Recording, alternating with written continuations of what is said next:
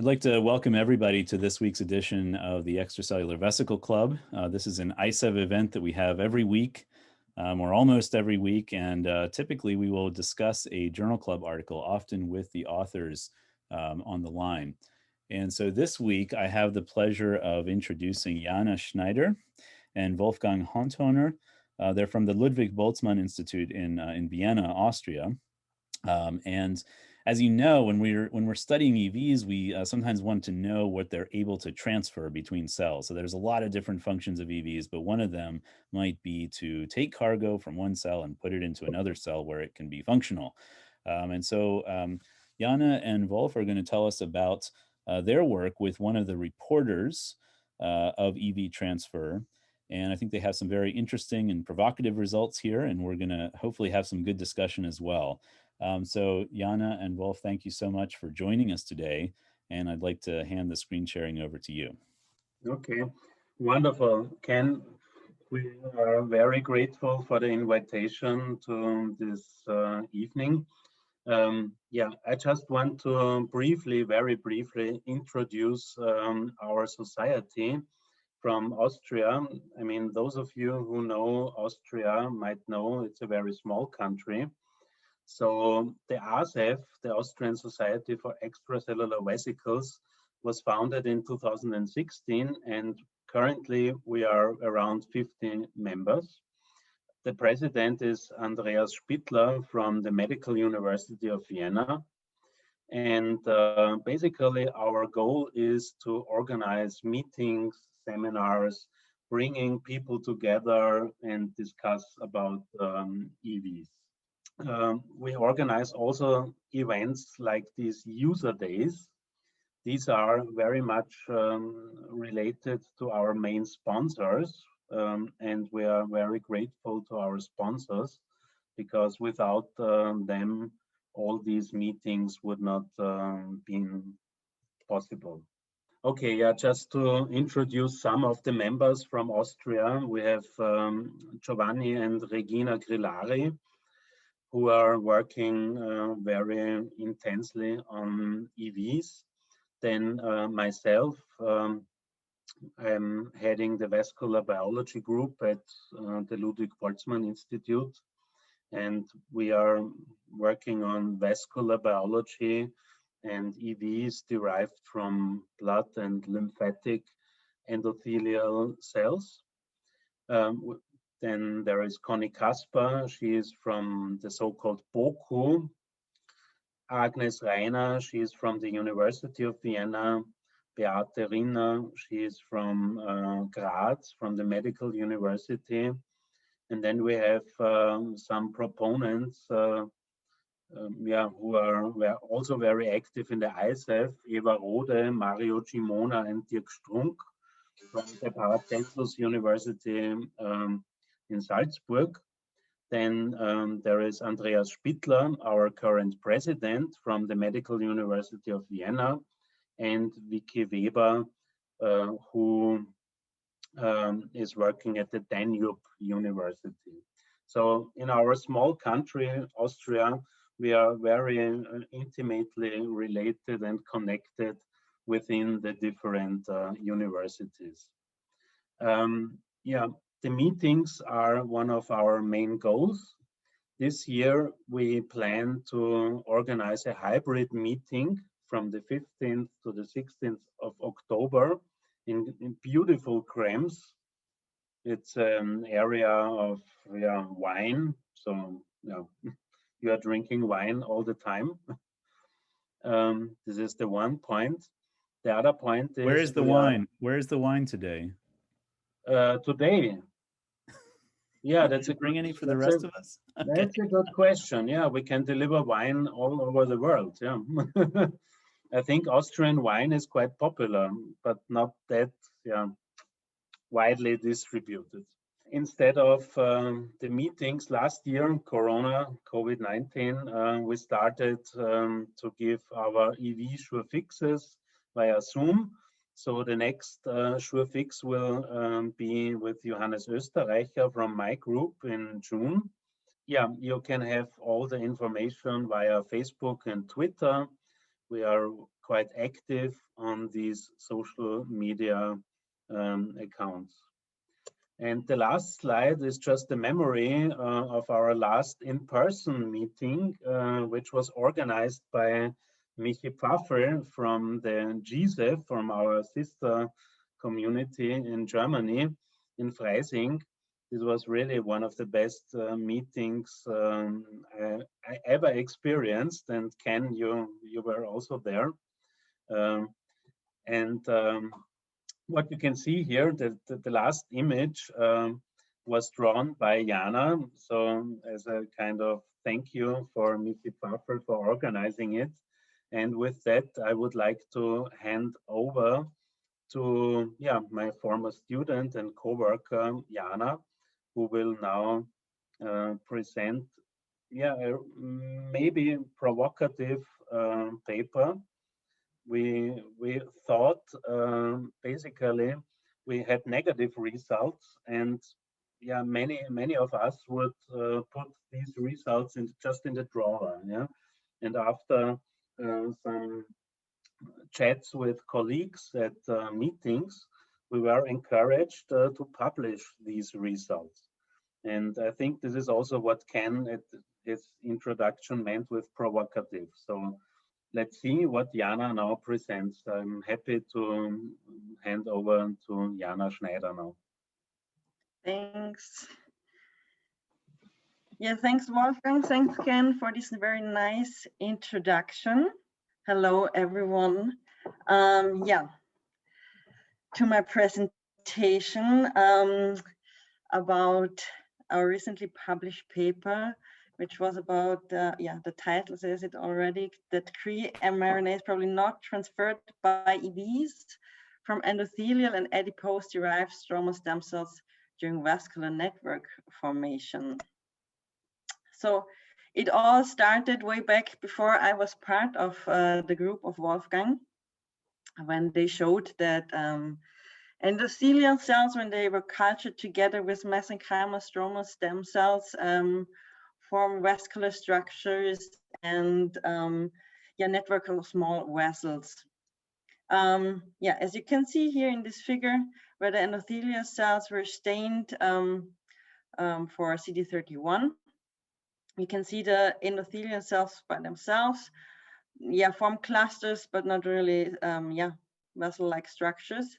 But when cultured together with adipose-derived stromal stem cells, they form these nice networks. Here in a higher magnification, you can see them clearly. In a further in vitro study, they really tried to look into the molecular mechanisms, but also the stabilizing effects of the ASCs. And therefore, as you can see here in this figure, again, here the ECs only. Then there were the fibrin clots where the endothelial cells were in the clot, but the ASCs on top of it. And again, the ECs and the ASCs together in the clot. And as you can see, when the ASCs are on top, they kind of elongate, but don't form these really nice networks like when the ASCs are together cultured within the clot. And also the ASCs here were stained for Ng2, here in red, not that bright, but you can see them as they align on these on these vessel structures. And therefore they could show that the proximity of the ECs and the ASCs is really required for this network formation. And then the ASCs stabilize these networks and develop a parasite characteristics. Furthermore, we could show, or they could show that these ASCs also secrete pro-angiogenic factors such as VEGF and also regulatory proteins. Furthermore, there was a comparative study comparing mesenchymal stem cells from adipose-derived tissue, but also from bone marrow-derived tissue. And they're both clearly promising cell types to induce vascularization with the endothelial cells in vitro. But as you can see here in this figure, the ASCs clearly, or the ECs, clearly develop more junctions and higher network density when cultured together with the ASCs than with the BMSCs. Furthermore, the gene expression analysis also showed that VEGF is significantly increased when the endothelial cells are cultured together with the ASCs in comparison to the BMSCs. Here again, you can see in this very nice video, I like it a lot, in 3D, the endothelial cells, sprouting in all directions and cultured in this fibrin clot. Yeah, of course, we're not the only group studying vascularization, and there are many possibilities and approaches which we kind of give an overview in a small mini review in the 2019. And as you can see, there are many different cells which you can use for endothelial cells, but also as supporting cells. And in our case, we use the natural fibrin as a scaffold, but there are also synthetic materials and also other technical approaches, of course, possible, like 3D printing or decellularization of existing vessels.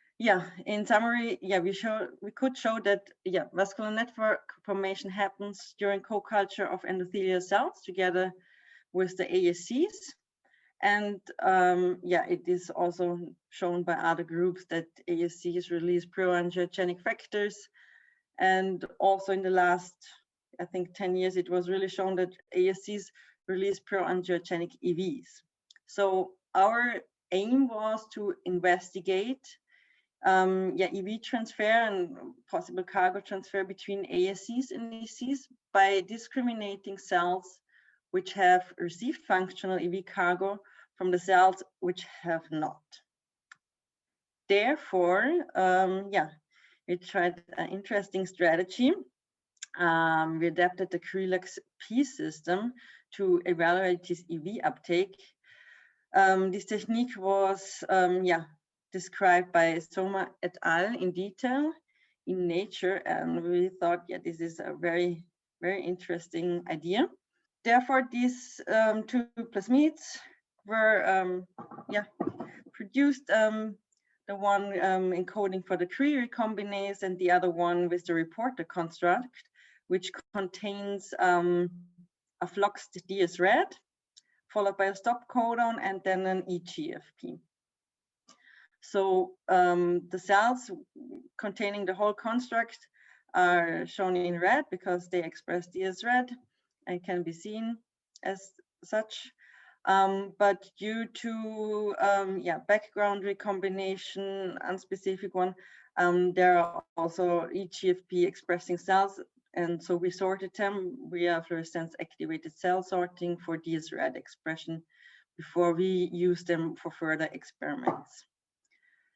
The cells expressing CRE mRNA, they need to be sorted.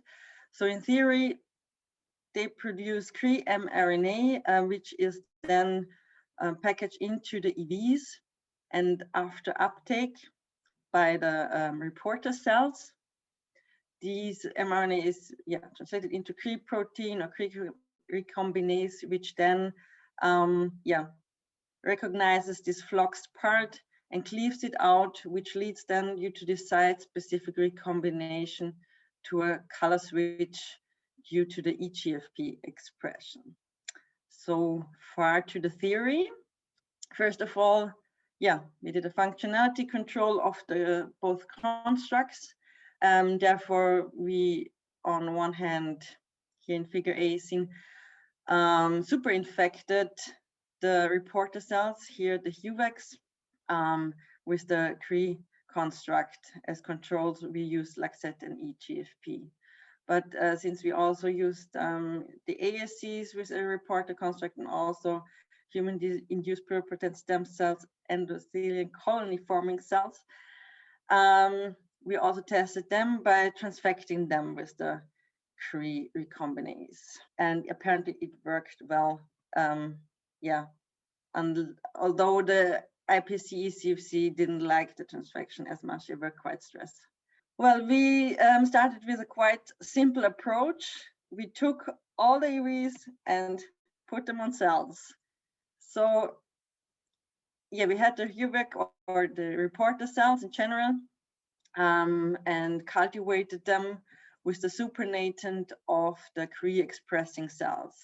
As control, we always used untreated ones, just cultivated with the standard medium, and as a positive control, we transfected with the Cre recombinase.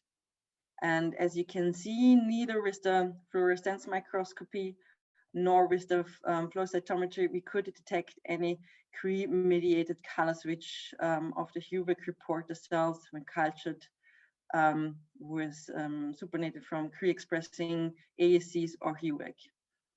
We did this supernatant exchange or transfer daily for 3 weeks.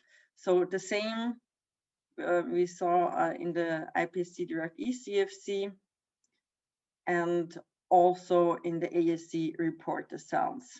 Here in the fluorescence microscope pictures, you can see single EGFP expressing cells, but since we could also detect them in the negative control, it indicates unspecific background recombination. Anyway, these were really single cells, and we could not detect them even in the flow cytometry. Not as here clearly seen this switch from red to green in the positive control. We further did a direct co-culture of the reporter and Cre cells, but again, we could not detect any Cre-mediated color switch in the HUVEC nor in the iPSC ECFC reporter cells. In the co-culture of HUVEC and ASCs, again, we can see the nice network formation as we expected, but they are all still in red. We also read about, or it was reported that TNF-alpha activated endothelial cells increase or have an increased EV release, and also that this activation can alter the cargo of the EVs. So we thought maybe this has an effect, or we can detect this effect by activating the HUVEC Cre-expressing cells with TNF-alpha and use this supernatant to cultivate reporter cells. So we did cultivate HUVEC reporter cells and ASC reporter cells, but again, we could not detect any Cre-mediated recombination, thus EGFP expression, only here again some single cells, but these looked always more like they were expressing both DS-RAD and GFP, so maybe some, background recombination or, dismissing the stop codon. So for testing in general for Cre expression and the packaging into the EVs, we isolated EVs or enriched them from cell culture supernatant from Cre expressing cells. Therefore, we used ultracentrifugation. Before that, we just cleared the supernatant from cell debris. And then, with the ultracentrifugation step at 100,000 G for an hour, we enriched for total EVs in P100 and used the supernatant as control for further analysis. As you can see here in these charts of the PCR, we could detect Cre expression in the cells which were transduced with the Cre, but unfortunately not in the EVs of the same cells. Furthermore, we also characterized the EVs we derived from these cells. As you can see here, we used fluorescence triggered flow cytometry. And as you can see, the enrichment worked very nicely. We have in the P100 of all the 3 different cell types, nice EVs or particles ranging from small EVs, so lower than or smaller than 200 nanometers to the bigger ones. And as a control, you can see the S100 has only some leftovers there. We also used nanoparticle tracking analysis, to see also the size range, and you can see it's very similar in all cell types. The only difference is apparently that the ASCs release less amount of EVs or particles, I have to say in this case, than the endothelial cells. We did also a comparison of the EVs released of our cells we used in the experiments before and after this retroviral transduction with the Cree construct. So this is the measurement also with the NTA. We did it in scatter mode, so where we measure all particles, and we did it with the fluor mode, where we stain our samples with a lipid membrane dye, and therefore can distinguish between just particles in general and probably EVs due to their membrane. And as you can see, there was no significant difference of the concentration particles released per ml by the different cell types. Also, after normalization to the cell number, there was only a difference between IPC-derived ECFC with Cree. They apparently released more EVs than the ones which were not transducted. Here there is just a ratio between, it's actually the ratio between scatter and fluor mode. So how many EVs are, the percentage of EVs from particles, and it's quite similar distributed between the cells. There is apparently a difference between a significant difference between endothelial cells and ASCs. So the ASCs do release less particles, but overall in their particles there are more EVs, just not that much rest of it. And this is the measurement with the fluorescence triggered flow cytometry, and it's quite similar, only that especially after normalization to the cell number, there was not only a difference in the IPC-derived ECFC with and without Cree expression, but also within the HUVEC, which were activated with TNF alpha, which was very surprising, since I rather expected also these to be more or releasing more EVs. Well, regarding the concentration, if you look at the different size groups, so the light gray shows the EVs being smaller than 200 nanometers, middle gray between 200 and 500, and black above 500 nanometers. We can see that, the most of the particles or EVs are smaller than 200 nanometers, and just a little bit of them are bigger. We also stained for CD81, and we could also see that, most of them are the smaller EVs which have this, CD81 on their surface. Well, due to our results, we assume that the Cree mRNA is apparently not loaded into the EVs of our cell types, and therefore, the RNA could not be transferred to the reporter cells, and no color switch was detectable, and therefore, further optimization, would be good, and possibilities would be probably, for example, using monoclonal Cree expressing cells from high level expressing clones, or by improving the vector, for example, putting the Cree transgene shortly after the promoter so it's expressed more, and or introducing a zip code sequence so that the Cree mRNA is guided to the EVs, and it's not only packaged into the EVs randomly. Regarding this interesting effect that some of the Cre-expressing cells released more particles or EVs. We presumed that maybe this is due to the also reported toxic effect of Cre, which could lead to deletions or translocations in an untargeted tumor site. So maybe this was the reason for that, but actually we really don't know. So yeah, thank you for listening, and thanks to Wolfgang and the vascular biology group, which really helped me, and it was nice working with them. And yeah, I hope you have some interesting questions. Very good. Well, thank you so much, Jaana and Wolf, for sharing this interesting set of findings with us.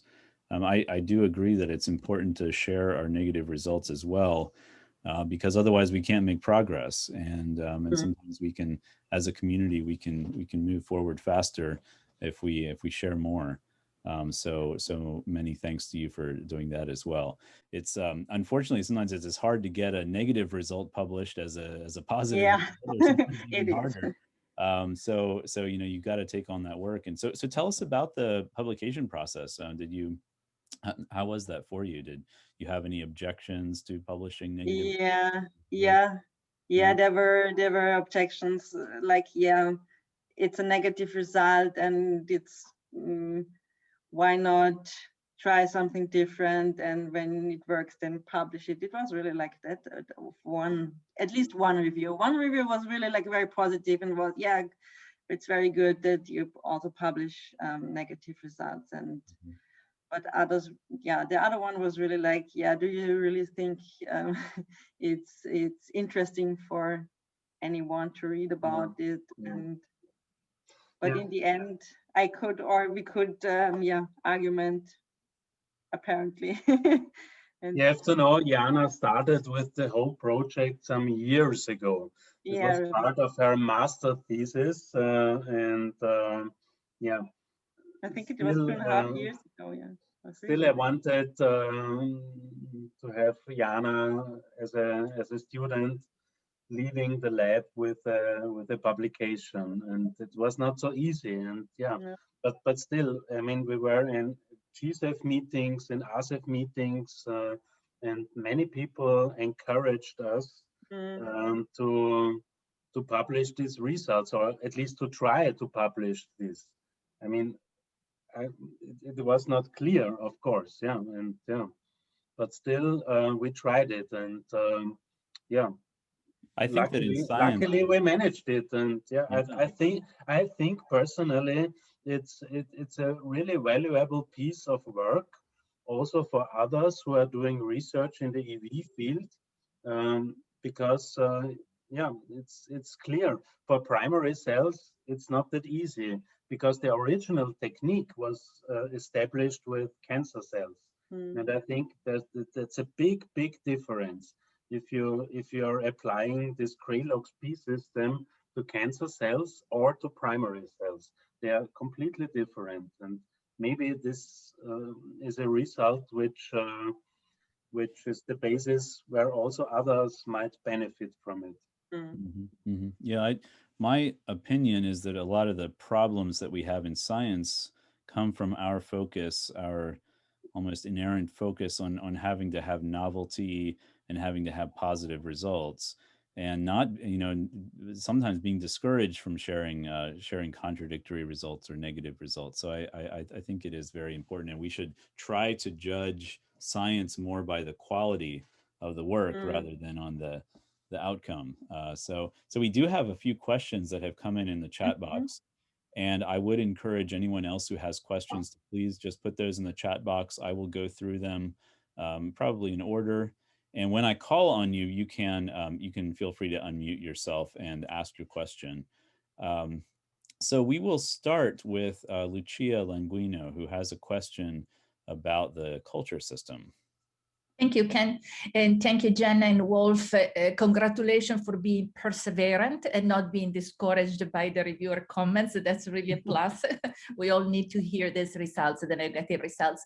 So as you mentioned, Jaana, the video that you showed was really beautiful, and I've worked a lot with fibrin gels. And the major thing is how specific the system really becomes if you move from a fibrin, you call them clot, I think you were calling them, yeah, of course, and aggregates, or if you do collagen, which many of us have been using. Is it because the uptake may change whether yeah, you absolutely. okay. So I just was curious to know what so the experiment then with the Crelox P, we did not in this fibrin gels, because we thought, to start we really tried to keep it very simple. And then we did not do it because we didn't see the effect in the in the 2D version of it. So otherwise I really would have liked to do it, to try it also in the fibrin gels. Thank you. Good, and then I think maybe Zach Troyer is going to introduce some things here too that may be specific to cancer cells. That's just my feeling here from reading the question. But Zach, go ahead with your question. Thanks, Ken. Great talk. Yeah, my question is just kind of about if I guess I noticed in your discussion you mentioned, or you had a point that said you assumed perhaps that the Cree mRNA was just maybe not loaded into the EVs, and that's why you didn't see any recombination. But I guess I just wonder, is it possible that the Cree mRNA is loaded, but that the EVs themselves are just not capable in this context of delivering the functional cargo into the target cell? And the reason I ask is because I've actually done very similar experiments with EVs with Cree and with the same LOXP reporter system, and we actually had to add a viral fusogen to the system to actually see things, to see the green. So I mean, we assumed that they were not loaded into the EVs, since we could not detect via PCR the mRNA in the EVs. But of course, it's also possible that it's just so little in these EVs, and that they are also not uptaken and just docking to the reporter cells, and or it's too little mRNA which is taken up by the reporter cells and then instantly degraded and not translated into the Cree combinase. So these are also, of course, possibilities to keep in mind. Yeah, and I guess kind of related to that is that in a situation of cancer or in some other physiologic state, may very well have more fusogenic potential, with whatever proteins might be on the surface of the EVs, and so that might depend very much on the physiologic state. We have another question here from Claire Hill. Claire. Hi, thank you very much for your talk and for your work. I was just wondering if you mentioned about zip codes that could potentially enhance the mRNA EV loading, and I'm wondering if there's anything that you tried in that area that maybe did or didn't work. Yeah, unfortunately, I did not try. In a collaboration with Gina Grilani, they tried something like that. I'm not quite so sure if I'm allowed to talk about it, Wolfgang. Do you know about? I think that's no problem. Yeah, okay. Of course. Yeah, go ahead. They did try to add the NEF protein from the HIV virus, since they could show that then it's packaging is enhanced and it's kind of moved into the direction.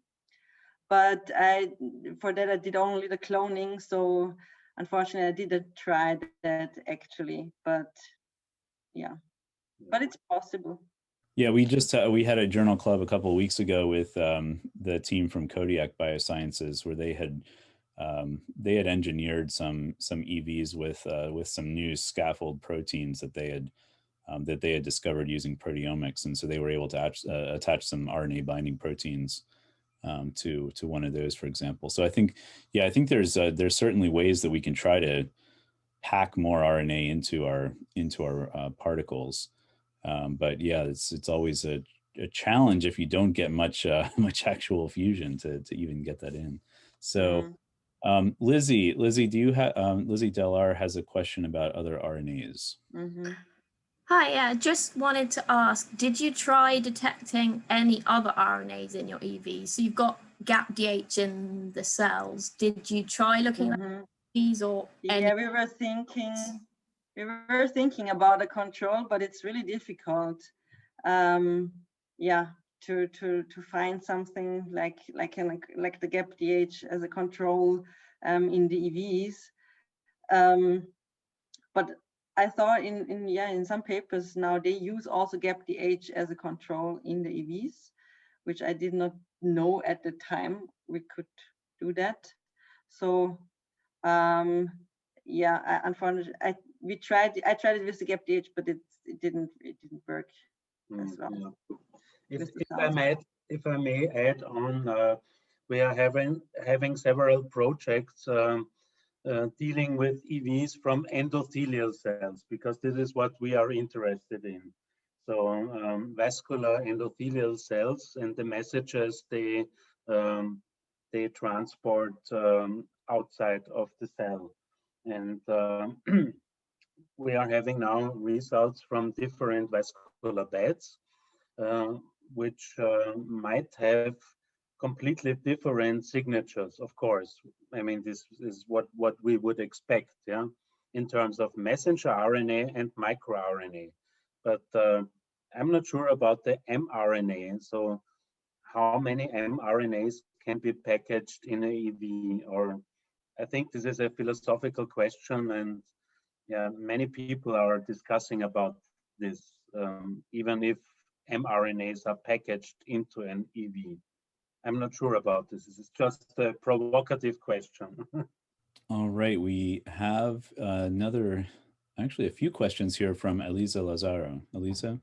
Hi, everyone. Hello, thanks a lot for the presentation. I just have two questions. The first one is, have you tested the levels of Cre protein in the EVs to see whether you have protein? And the second one is just more a comment than a question. And I see several reports where show lack of functionality in general when delivering either RNA or protein. And we believe that it may be related to the low levels of endosomal escape of the EV cargo. And I was also wondering whether you have used any, for example, existing cell reporter assay to evaluate not only the uptake of your particles, but also the levels of endosomal escape of the cargo. Yeah, that would be very, very interesting. Unfortunately, I didn't have the time then, but that would be really nice. But yeah, we had another a colleague. He looked into Cre protein. I think Manu did that, and yeah, he was also not finding any of it. So we did not do that again. Elisa, while you're there, do you have any secrets to share with us about how we can achieve endosomal escape? That would be nice. Interesting question. Very interesting question. Well, I believe that overall, it's a topic which is not so much discussed in general, and it's, I believe, one of the limiting factors for development of EVs for therapeutics. There is multiple things that people are testing. I saw in the chat that someone posted the VSVG overexpression in the particles. So this is this physiogenic viral protein. People are trying endosomal escape enhancer compounds just to prove that the cargo of the EVs gets functionally delivery on the cells, cell-penetrating peptides, among others. I would like to see at some point a study where they are comparing EVs from different sources and evaluating really how much functional delivery you can get, either from a protein or RNA, just to see whether there is a specific EV source that indeed improves the functional delivery of the cargo.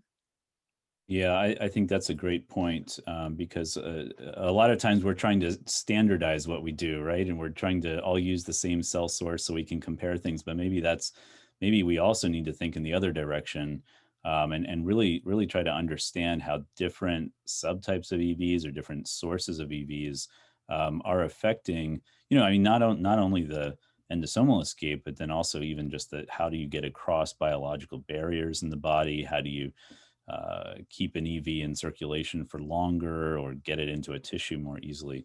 So I think those are some very good points.